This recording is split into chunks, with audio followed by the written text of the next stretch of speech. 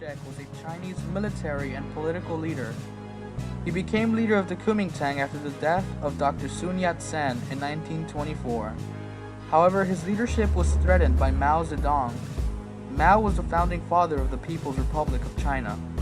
The two men were trapped in civil war until World War II came around.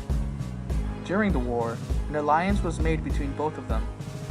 However, after the war, both men were back at each other's throats. Chiang and Mao were fighting for control of China, and on December 10, 1949, the last Kuomintang-held city evacuated to Taiwan.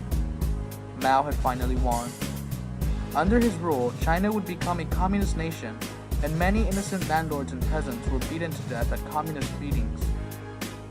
Public executions were held for officials of the Kuomintang, businessmen who allegedly disturbed the market, former Western company employees, and intellectuals with suspect loyalty.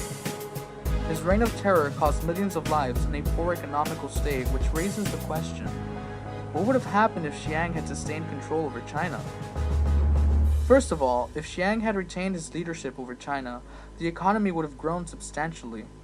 All those businessmen, Kuomintang officials, landlords, peasants, and employees wouldn't have lost their lives for trivial reasons. Also, the not-so-great famine wouldn't have happened, since it was Mao's collective farming and great leap forward that caused it. The Vietnam War wouldn't have been as massive as it turned out to be, since China was supplying Ho Chi Minh's army, and that wouldn't have happened under Chiang's leadership. This in turn would have lowered the casualty count of the war, and many more lives would have been saved. China would have also had a very large and modern army in order to be able to defend itself from the Soviet Union. Chiang's industrialization would have changed its environment for the worse, but would at least be at the stage of going green, considering the technological advancements we now have. Therefore, China's pollution problem wouldn't be as big as it is now.